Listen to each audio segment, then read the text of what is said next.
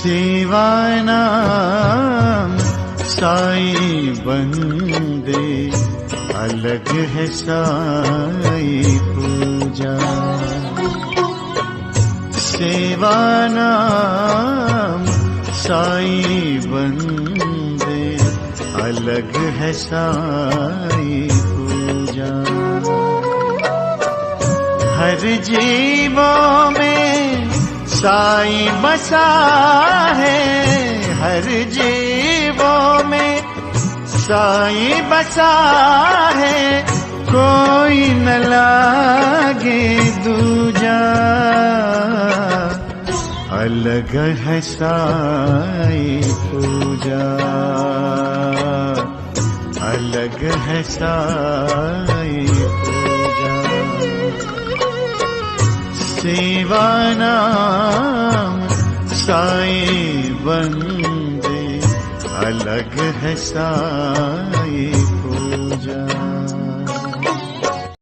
ओम साई राम। मैं डॉक्टर त्रिशला नोएडा की रहने वाली हूँ। मैं साई पूजा चैनल के थ्रू मैं अपना एक एक्सपीरियंस शेयर करना चाहती हूँ। वैसे तो मेरे साथ बहुत सारे एक्सपीरियंसेस हो चुके हैं बाबा के। मैं 2009 से बाबा से जुड़ गई थी। थोड़ा बहुत मैं उतना नहीं जानती थी, उतनी पूजा भी नहीं करती थी बाबा की। मेरी जो स्टडीज़ है आउटसाइड इंडिया की है, तो वहाँ पे मैंने एक बार बस बाबा से कुछ प्रे किया था और वो इमीडिएटली पूरी हो गई थी, इंस्टेंटली इनफैक्ट बोलूँ तो पूरी हो गई थी। तो थोड़ा थोड़ा मुझे बाबा का एहसास तो उधर से ही होने लग गया था। फिर मैं जब इंडिया आ गई तो 2012 में मुझे बाबा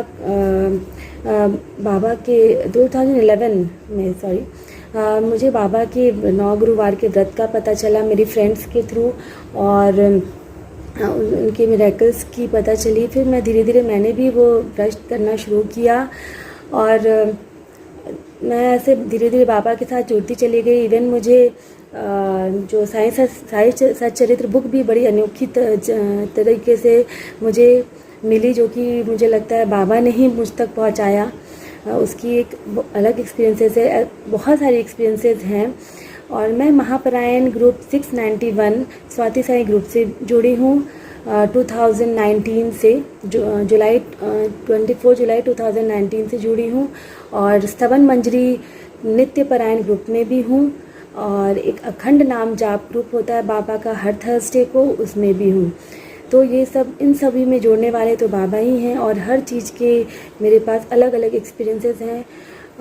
जो मैं एक्सपीरियंस शेयर करना चाहती हूँ वो मेरी शिरडी ट्रिप से रिलेटेड है, जो कि अभी रिसेंटली मार्च में मैंने लिया क्या था, बाबा ने ही बुलाया था और सारा इंतज़ाम भी उन्होंने ही किया था। हमारे जाने से पहले, इवन टिकट्स बुक करने से पहले से ही हमें एहसास होने लगा था। इनफैक्ट हम दिसंबर में भी जा कर के आए थे शिरडी, पर ये नहीं पता था हम इतनी जल्दी जाएंगे। एक दिन मैं यूट्यूब पे एक एक्सपीरियंस सुन रही थी। एक डिवोटी हैं, बहुत बड़ी डिवोटी हैं, उनका वो बता रही थी कि उनकी डॉटर हर बार बर्थडे सेलिब्रेट करने शिरडी जाती हैं। तो मुझे सुनकर बहुत ही अच्छा लगा, और मुझे लगा अरे वाह कितनी अच्छी बात है। तो मैंने अपनी डॉटर के लिए सोचा था कि मैं उसके बर्थडे में हम वहाँ पे शिरडी में जाएंगे जून में, पर मुझे नहीं पता था कि बाबा मुझे ही मेरे बर्थडे पे ही बुला लेंगे।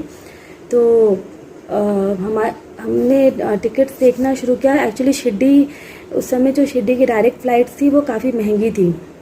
हम 4 लोग हैं, मैं, मेरे हस्बैंड, मेरी डॉटर और एक बेटा है 10 महीने का भी। तो हमें थोड़ा सा कॉस्टली लग रहा था, तो वेट कर रहे थे, और ट्रेन से थोड़ी पॉसिबल नहीं हो पाती है छोटे बच्चों को लेकर के जाने में। तो अचानक से मेरे मन में आया कि क्यों ना मैं एक बार और कुछ और ऑप्शंस देखूं। तो देखा मैंने, तो औरंगाबाद से जो फ़्लाइट्स थी वो चीपर थी इन कंपैरिजन टू शिरडी। तो हमने उसी समय प्लान बना लिया, क्योंकि हमारा बहुत ही मन था दोबारा जाने का, तो हमने उसमें ही बुकिंग करा ली। वैसे तो मैं शिरडी 2012 से ही जा रही हूँ। फर्स्ट टाइम 2012 में गई थी, फिर शादी के बाद फर्स्ट टाइम हम लोग सबसे पहले इमीडिएटली आफ्टर मैरिज जो है हम शिरडी ही गए थे बाबा का आशीर्वाद लेने, और 2019 से हर साल ही जा रहे हैं। इवन कोविड के लॉकडाउन स्टार्ट होने के इमीडिएटली पहले ही हम जाकर आए थे और लॉकडाउन लग गई थी। और अभी जो एक्सपीरियंस बताना चाहती हूँ वो है शिरडी ट्रिप के पहले से जो शुरू हुई थी। पहली एक्सपीरियंस ये कि हम एज अ जैसा कि मैंने बताया, मैं डॉक्टर हूँ, मेरे हस्बैंड भी डॉक्टर हैं, वो पीडियाट्रिशियन हैं, बच्चों के डॉक्टर हैं। तो हमारे यहाँ बच्चों की भी वैक्सीन्स लगती रहती हैं। तो उन्होंने कुछ वैक्सीन्स ऑर्डर किए थे, जिनसे वो भी बाबा के बहुत बड़े भक्त हैं, और वो उनसे ही वैक्सीन हमने लिया था। और उनकी जो बिलिंग पे आउट करना था हमने उसे पे आउट NEFT कर दिया था। यूजुअली हम ऑनलाइन मोड ही यूज़ करते हैं। तो NEFT करने के 1-2 दिन के बाद तक हमारे पास कोई मैसेज नहीं आ रहा था कि पैसे डिडक्ट भी नहीं हुए थे, और मैसेज भी नहीं आ रहा था कि हमारे पैसे उन्हें मिले नहीं मिले, कुछ पता नहीं चल रहा था। पर शो हो रहा था कि NEFT हुई है, पर डिडक्शन नहीं था और कुछ भी नहीं। तो फिर जबकि NEFT में तुरंत ही पेमेंट चली जाती है, ज़्यादा टाइम नहीं लगता। तो हमने उनसे कंफर्म किया, मेरे हस्बैंड ने कॉल किया, पूछा कि क्या आपको पेमेंट मिल गई। तो उन्होंने बोला हाँ हमें तो मिल गया, हो गया, उसी दिन मिल गया था। तो हमें समझ गए कि बाबा की ही लीला है। और पेमेंट कोई बहुत कम अमाउंट नहीं, 75,000 के अराउंड, 70,000 के अराउंड की बिलिंग थी। तो वो मतलब हमारे से डिडक्ट भी नहीं हुई और उन्हें मिल भी गई। तो ये जाने से पहले का सबसे बड़ा एक मिरेकल हुआ हमारे साथ। बाबा ने सारा इंतज़ाम कर दिया था। और हम उसके बाद हमने जो ट्रिप हमारी थर्सडे की थी, 10 मार्च की, क्योंकि 11 को मेरा बर्थडे था। तो 10 मार्च यानी थर्सडे था। थर्सडे के दिन हमारे जो है ट्रिप थी। और उस दिन हमारा महापरायण का चैप्टर्स भी होते हैं। और मतलब हमारे लिए थर्सडे तो एक फेस्टिवल की तरह होता है, ऐसा लगता है कुछ त्यौहार है उस दिन। तो हमारे अलॉटेड चैप्टर्स भी, उसमें क्या होता है, यूजुअली मेरे साथ क्या होता है कि वो जो चैप्टर जिस दिन अलॉट होता है उससे जुड़ी या तो कुछ पहले चीज़ें मन में चल रही होती हैं या फिर होती हैं उसके बाद में। तो उस दिन क्योंकि सारे थोड़ी लेट हो गई थी, तो मैं अपने चैप्टर्स यहाँ नहीं पढ़ पाई थी। मेरे हस्बैंड भी महापरायण ग्रुप से जुड़े हैं, तो उन्होंने पढ़ लिया था। मैं ऑन द वे मैंने सोचा था जब मुझे वक्त मिलेगा, सही जगह मिलेगी, मैं आराम से बैठ के पढ़ लूँगी। तो इन बिटवीन द ट्रिप ही मुझे जहाँ पे मुझे मौका मिला तो मैंने अपनी पारायण किया। और वहाँ पे उसमें था, जो चैप्टर्स था कि शिरडी को खींचे गए भक्त, एक चैप्टर है उसमें साईं सच्चरित्र में, कि कैसे जो 3 भक्त हैं वो कैसे शिरडी को खींचे गए। इसमें खुशहाल चंद और भी हैं, चैप्टर नंबर 30 है शायद। तो उसमें था। और मेरे हस्बैंड के चैप्टर में भी था, औरंगाबाद से आ रही छिपकली करके उसमें आता है एक चैप्टर में, जो उसमें लास्ट में एक लिखी होती है। तो वो था। तो बाबा का तो वो बुलावा था ही हमारे लिए। और 2-3 चीज़ें और हुई थी कि मैं चाह रही थी कि मेरे बर्थडे पे मैं वहाँ पे अन्नदान करूँ, क्योंकि यहाँ तो हम लोग अन्नदान करते रहते हैं, जब भी मौका मिलता है तो मैं खुद ही बना कर के ले जाती हूँ और मैं बांटती हूँ साईं मंदिर के बाहर। हर थर्सडे हम जाते हैं साईं मंदिर। तो जब भी मौका मिलता है या तो हम अंदर में डोनेट कर देते हैं या फिर हम खुद से ही बना करके मैं ले जाती हूँ और वो डिस्ट्रीब्यूट करती हूँ, या जो भी जितना होता है हम करते रहते हैं शुरू से ही। लेकिन कभी हमने शिरडी में नहीं किया था, तो बहुत इच्छा थी कि कि करूँ, पर मुझे पता नहीं था कैसे करूँ, कहाँ से करूँ। मुझे कुछ इन्फॉर्मेशन नहीं थी। मैंने गूगल में सर्च मारा, मुझे नहीं मिला। फिर मैंने सोचा पता नहीं कहाँ से मेरे दिमाग में आया, बाबा ने ही डाला होगा कि यूट्यूब पे देखो। तो यूट्यूब पे देखा मैंने, तो उसमें सबसे पहले ही साईं की रसोई हरिद्वार वाले का नंबर आ रहा था, उसमें वीडियो आ रही थी। तो फिर मैंने उनको कांटेक्ट किया, तो वो रेडी हो गए और ये भी मेरा इंतज़ाम हो गया। और हम इच्छा थी कि इस बार हम बाबा के बिल्कुल पास रुकें। तो पहले भी हम रुक चुके हैं, पर वहाँ पे हमें उतना सेटिस्फाइड नहीं थे।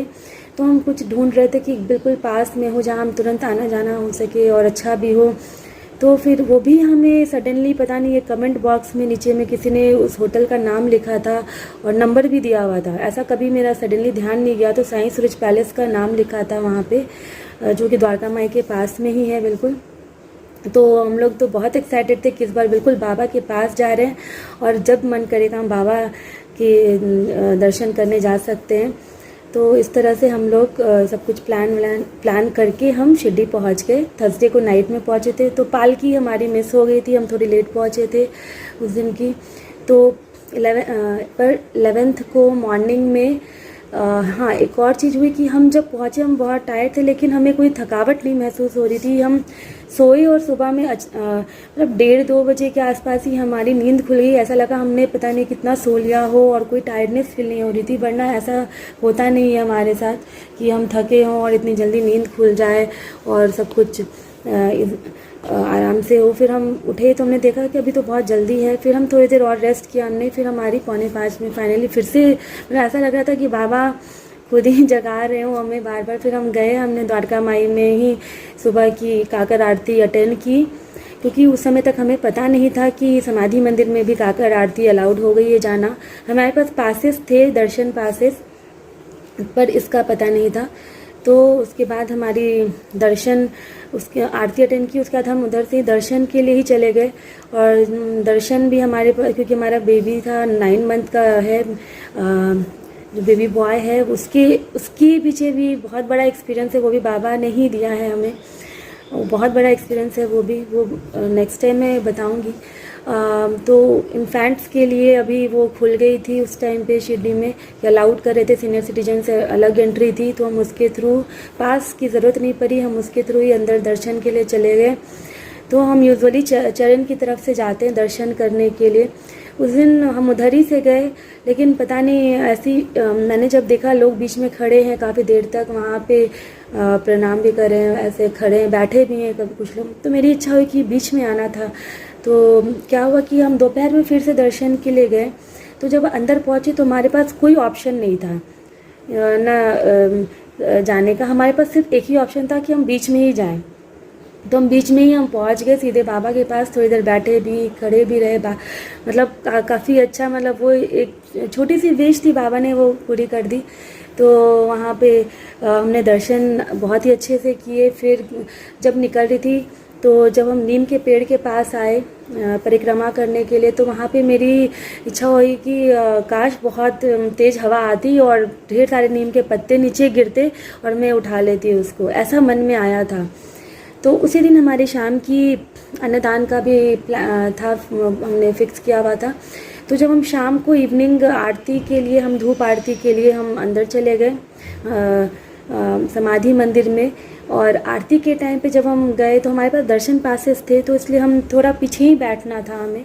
तो हम जस्ट पहुँचे थे, आगे नहीं जा पाए। तो फिर अचानक से एक सिक्योरिटी गार्ड आया, उसने आगे का गेट खोला, बोला जिसको जाना है वो आगे चला जाए। तो मैं और मेरी डॉटर आगे जा कर के बिल्कुल आरती में जो लाइन में लोग खड़े थे उसमें जाके हम लग गए। तो ये भी बाबा ने एक ब्लेसिंग ही दिया। उसके बाद जब हम बाहर, उस समय भी हमें बीच से ही लाइन मिली दर्शन करने की, और हमने बीच में ही जा कर के दर्शन किया आराम से।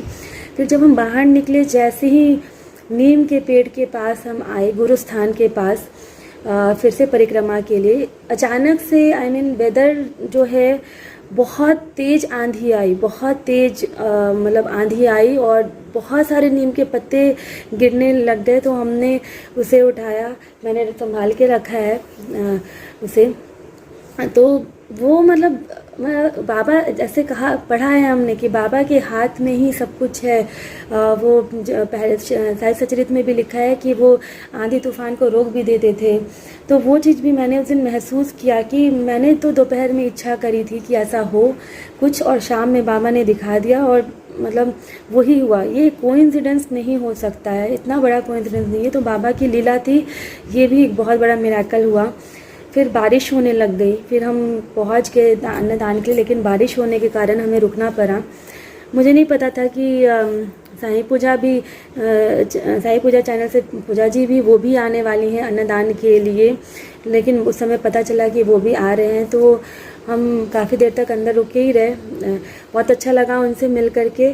फिर हमने अन्नदान भी साथ में ही करा, बारिश में ही थोड़ी कम हुई थी, उसी में हमने किया था और बाबा की कृपा से वो भी अच्छे संपन्न हुआ उस दिन का। उसके बाद जो नेक्स्ट डे, ऐसे तो और भी सारे एक्सपीरियंसेस थी।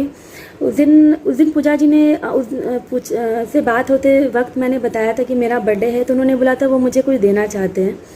तो उस दिन वो क्या, और वो भी सेम होटल में ही रुके हुए थे, पर अनफॉर्चुनेटली हम बीच में मिल नहीं पाए। तो जब हमारी बीच में और भी हमारे साथ बहुत छोटे छोटे बहुत एक्सपीरियंसेस हुए, मतलब अननोइंग हेल्प हमें बहुत सारे मिले वहाँ पे। एक दिन एक एक्सपीरियंस ये था कि मैं बाबा को कपड़े एक बार दिसंबर में भी 2021 की बात है, नवंबर में मैंने बुकिंग कराई, न 21 2020 यहाँ ऑनलाइन ही बुक कराई थी, जो समाधि मंदिर में ही बाबा को चढ़ाई जाती है। वो लकी ड्रॉ में वो वस्त्र डाले जाते हैं, तो वो मैंने यहाँ से, क्योंकि कोविड था तो यहाँ से, और मेरी प्रेगनेंसी भी थी तो यहाँ से बुक कराया था, और वो वहाँ पे सेलेक्ट हुआ था मेरा लकी ड्रॉ में। तो दिसंबर में बाबा को वो पहनाया गया था धूप आरती के समय, 14 दिसंबर 2020 की बात है।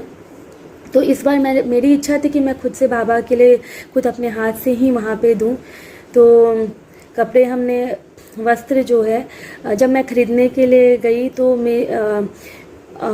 एक था कि मेरी इच्छा थी मेहंदी कलर की ड्रेस थी बाबा की, वो मैं उनको करूं, क्योंकि मुझे बाबा सपने में आए थे और उसमें उसी कलर में वो थे।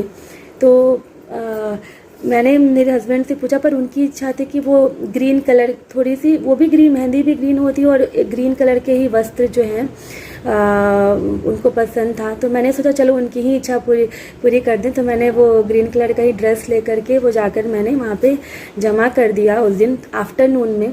और जब शाम को हम धूप आरती में फिर से गए समाधि मंदिर में, तो मैंने क्या देखा कि बाबा ने मेहंदी कलर के, जैसा कलर मैं चाह रही थी उनके लिए लेना, बाबा ने सेम वही कलर का ड्रेस वहाँ पे पहना हुआ है।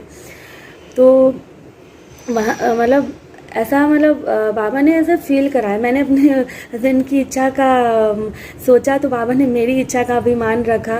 अब वैसे तो ड्रेसेस सेलेक्टेड हो जाते हैं लकी ड्रॉ में, लेकिन ये भी एक कोइंसिडेंस बोले, सेम टाइम पे हर कुछ कैसा हो जाता है ये तो बाबा ही जाने। पर हाँ, मेरी इच्छा थी उस कलर की, तो बाबा ने शाम को वही कलर का पहना हुआ था ड्रेस। फिर मेरी बहुत इच्छा थी कि मैं बाबा के चरण पादुका छू करके आशीर्वाद लूं, जो कि क्योंकि बैरिकेड लगे होते हैं तो वो नहीं हो पाता। तो मेरी बार बार ऐसी इच्छा हो रही थी। लेकिन उसी दिन जो है सुबह में, ये एक दिन पहले से ही हो रहा था, तो सुबह में ही जब हम उस दिन हमने 12 तारीख को काकर आरती हमने समाधि मंदिर में ही अटेंड किया था।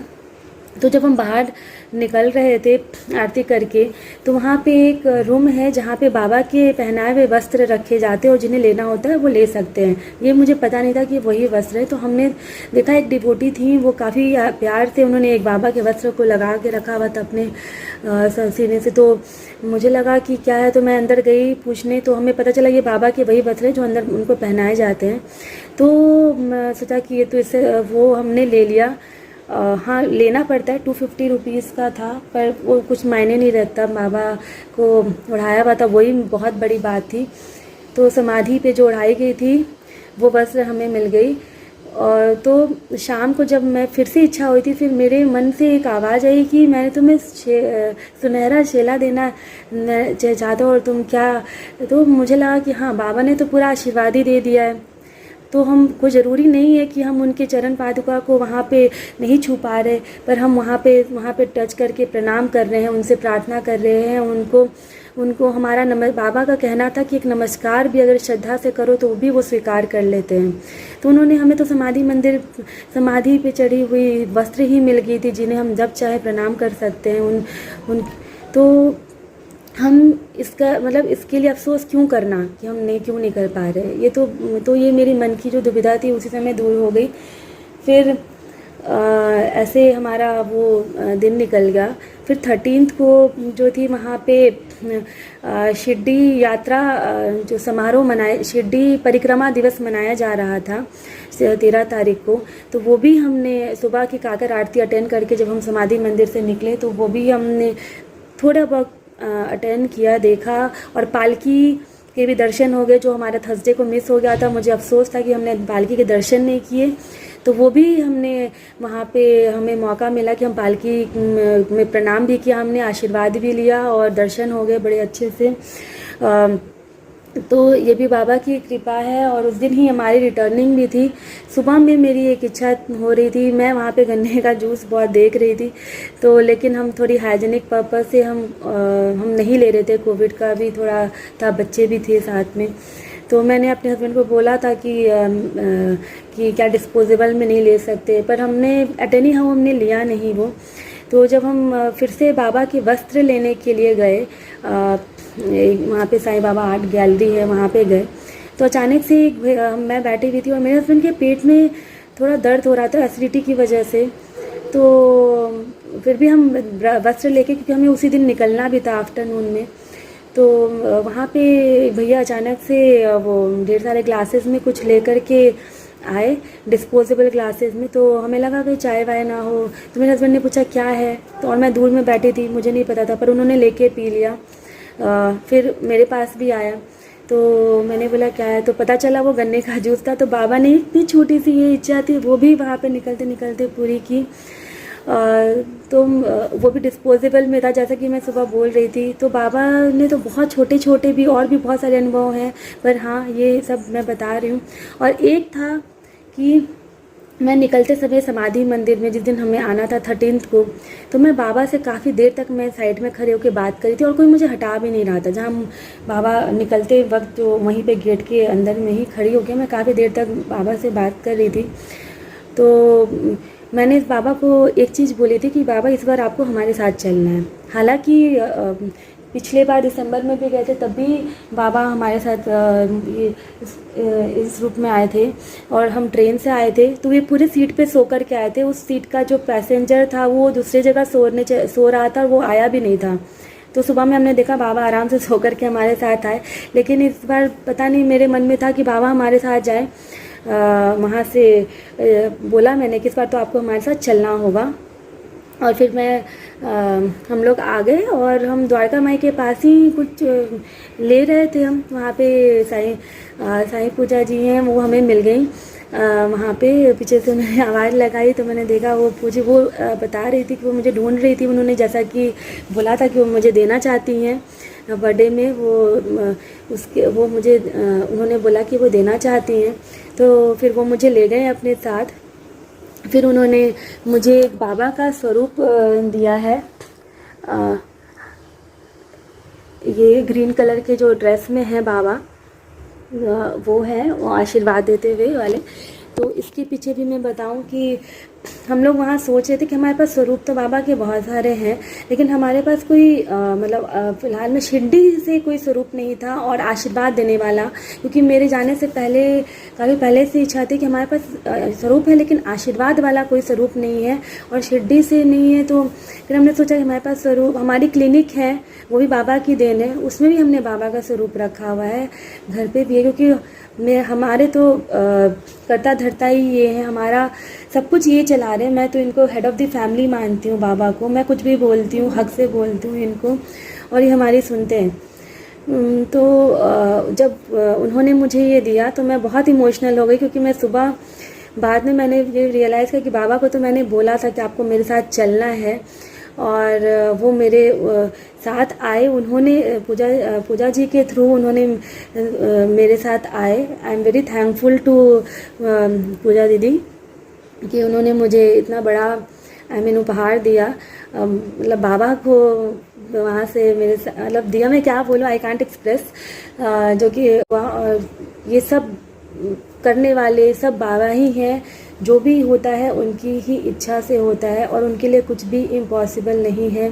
अगर हमारे साथ हम कोई इच्छा रखते हैं और उसमें अगर देरी हो रही है, मेरे साथ भी, मेरी भी एक बहुत बड़ी इच्छा है जो कि अभी तक पूरी नहीं हुई है, मैं वेट कर रही हूँ, लेकिन मुझे पता है कि मेरे बाबा वो पूरी करेंगे और परफेक्ट टाइमिंग पे करेंगे। क्योंकि हर इच्छा बाबा पूरी करते हैं और उनका एक अपना ही अलग अंदाज होता है और परफेक्ट टाइमिंग होती है। और उससे अच्छा, क्योंकि क्या होता है कि हम बहुत जल्दी घबरा जाते हैं, हम पेशेंस खोने लग जाते हैं और बाबा ने ही बोला है श्रद्धा और सब्र रखने का। तो हमारा सब जो सब्री है वो जवाब देने लग जाता है। एक ऐसा टाइम हो जाता है कि हम अब लगता है अब कुछ नहीं हो सकता, लेकिन वही एक धैर्य बनाने का समय होता है जब, और बाबा एक बार जब सब कुछ ठीक करने लग जाते हैं, क्योंकि हम जिस दौर से गुजरे हैं उससे निकलना बहुत कम लोगों के लिए ही पॉसिबल है, बहुत कम। और इतना मैं बता भी मतलब आई कांट एक्सप्लेन, और मैं नहीं बता सकती हूँ हम किस दौर से निकले हैं, और निकालने वाले भी यही हैं, और अभी भी हम अभी थोड़े बहुत जो निकलना बाकी है वो भी वही निकालेंगे। तो मैं सब लोगों से यही कहूँगी कि प्लीज़ जो लोग बहुत जल्दी घबरा जाते हैं वो ना घबराएं, थोड़ा पेशेंस रखें, थोड़ा नहीं कभी कभी बहुत पेशेंस रखने की ज़रूरत पड़ती है। तो बाबा पे विश्वास रखें और साईं उनको याद करते रहें। बाबा को कोई बहुत ज़्यादा पूजा पाठ की ज़रूरत नहीं है, उनको अगर उनका नाम भी हर समय याद कर लो वही बहुत काफ़ी, और प्यार से बस एक बार पुकार लो वही काफ़ी होता है। अभी के लिए इतना ही। ओम साईं राम।